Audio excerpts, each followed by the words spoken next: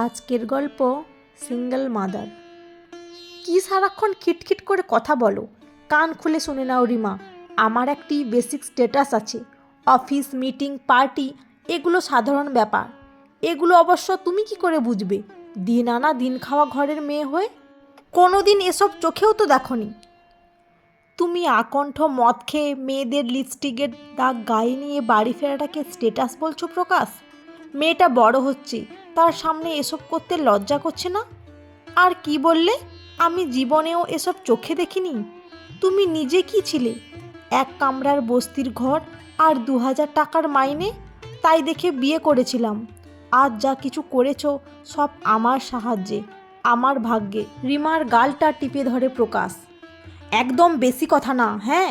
যা করেছি, এই ফ্ল্যাট, এই গাড়ি বাড়ি, ব্যাংক ব্যালেন্স সব নিজের যোগ্যতায়। তোর আবার কিসের ভাগ্য রে? বলে রিমাকে ঠেলে ফেলে দিয়ে বেরিয়ে গেল ঘর থেকে। ছোট্ট 8 বছরের মেয়ে কাবেরী মাকে কাঁদতে দেখে জড়িয়ে ধরে সেও কাঁদতে লাগলো। প্রতিদিনের এক গল্প রিমা আর প্রকাশের সংসারে। দিন দিন তিক্ততা বাড়তে বাড়তে একদিন চরম পর্যায়ে পৌঁছে গেল। তার পরিণতিতে দুজনের ডিভোর্স হয়ে গেল। আইনের সাহায্যে রিমা মেয়েকে নিজের কাছে পেল। কোর্ট চত্বর থেকে বেরিয়ে রিমা সবার অলক্ষ্যে খুব কেঁদেছিল মেয়েকে জড়িয়ে ধরে। 5 বছরের প্রেমের পর ওদের 9 বছরের বিবাহিত জীবন আলাদা হয়ে গেল এক মুহূর্তে। দুটো জীবন একটা পেনের খোঁচায়। উঠে পড় মা, আজ জয়েন্টের রেজাল্ট। আর একটু পরে উঠছি মাম্মাম। ও তুমি কিছু চিন্তা করো না দিদি, মেয়ে আমাদের ফার্স্ট হবেই। আরে না রে বিমলা, খুব ভয় করছে। ওর সোনা আমার। মাম্মাম বলে রিমাকে জড়িয়ে ধরে গালে একটা চুমু দিল সেই 8 বছরের মেয়েটা, যে এখন অষ্টাদশী। 10টা নাগাদ ওয়েবসাইটে রেজাল্ট বের হবে তার, সাথে কাবেরীরও ভাগ্য নির্ধারণ। ভালো ফল করে ডাক্তারিতে চান্স পেয়ে গেল কাবেরী। মেয়েটার মনে ছোট থেকেই একটা চাপা কষ্ট কাজ করত বাবাকে না পাওয়ার। পড়ার ফাঁকে, পড়ার বইয়ের ভাঁজে ওর বাবার একটা পাসপোর্ট ছবি সেই 8 বছর বয়স থেকে বহন করে আসছে ও। ওদের স্কুলে একবার ফ্যামিলি প্রজেক্ট করিয়েছিল, সেখানে ওর বাবার ছবিও লাগানো হয়েছিল। খাতাটা থেকে একমাত্র ওর বাবার ছবিটাই কিভাবে যেন খুলে পড়ে গিয়েছিল এ বাড়িতে ওর মায়ের সাথে আসার পর। সেটা কুড়িয়ে ও বইয়ের ভাঁজে রেখে প্রতিদিন দেখে, কথা বলে মান অভিমানের। সবশেষে বাবাকে মিস করে চোখের জল ফেলে। এক শহরে থাকলে হয়তো বাবার সাথে ওর দেখা হতো, কিন্তু ওর মা চায়নি এক শহরে আর থাকতে। উত্তরবঙ্গ থেকে সোজা চলে এসেছিল দক্ষিণবঙ্গে। ডিভোর্সের পর রিমা প্রকাশের থেকে কোনো খোরপোশও দাবি করেনি। নিজের দমেই সে মেয়েকে মানুষ করবে বলে প্রতিজ্ঞা করেছিল। শিক্ষিত হলেও চাকরি জোটা খুব মুশকিল। প্রথমে নাজেহাল দশায় চলে দিন যাপন। 1 মাস যে কিভাবে কেটেছিল না খেয়ে, সেসব ভাবলে আজও রিমার চোখ দিয়ে জল পড়ে।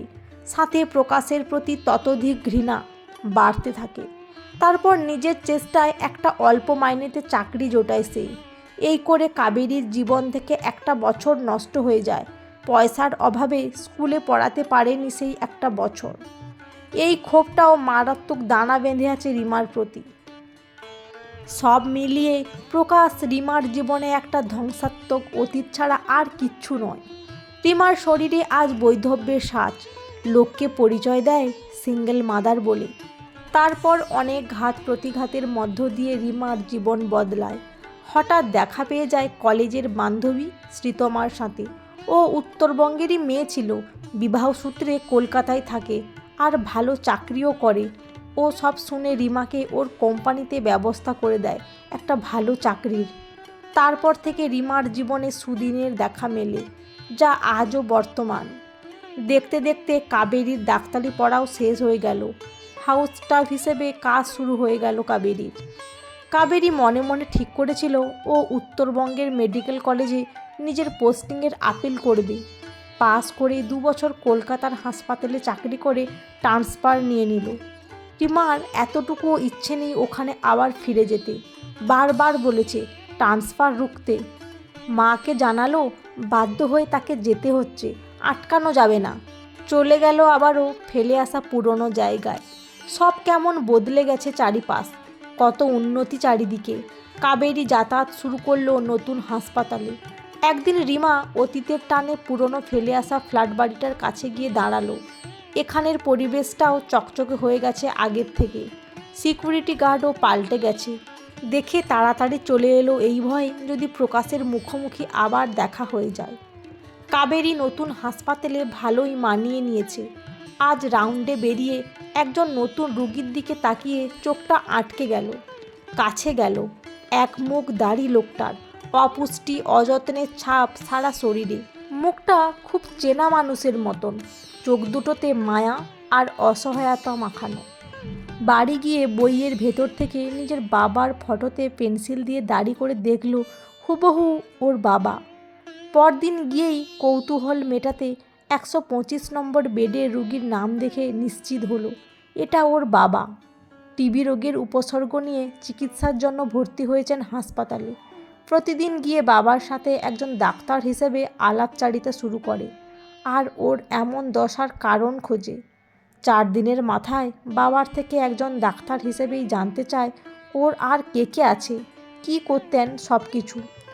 প্রশ্নগুলোতে প্রকাশ কেঁদে অনুশোচনার সাথে নিজের পাপের কাহিনী, ওর মাকে ডিভোর্স, ফুটফুটে মেয়েটাকে ছেড়ে অহংকারকে বেছে নেওয়া, আর তার ফলে লক্ষ্মীর মতন বউ আর মেয়েকে তাড়ানো ওর কতটা মূর্খামি হয়েছে তার প্রমাণ আজ ওর সর্বশান্ত জীবন। সব স্বীকার করে নিজেকে বারবার পাপী আখ্যা দিচ্ছেন।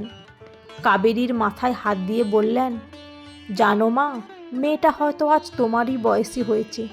একবার যদি ফিরে পেতাম, মরে গেলেও আর দুঃখ থাকতো না। কোথায় যে ওরা হারিয়ে গেল আর পেলাম না। অনেক খুঁজেছি, তাও পেলাম না। অনুশোচনায় দগ্ধ মানুষটাকে কাবেরীর খুব ইচ্ছে করছে নিজের পরিচয় দিতে, কিন্তু দিল না। ও চায় মায়ের সাথে এসে পরিচয় দিয়ে ভাঙা ঘরটাকে আবার জোড়া লাগিয়ে সুখের আলো দিয়ে আলোকিত করতে। ওর এখন একটাই কাজ, মাকে এখানে আনা। তা করতেই প্রস্তুত হলো সে। পরদিনই বেড়াতে যাবে বলে ও মাকে নিয়ে রওনা দিল হাসপাতালে। ওর দৃঢ় বিশ্বাস অনুশোচনায় দগ্ধ এই সব হারানো মানুষটিকে ওর মা আবার মেনে নেবেন।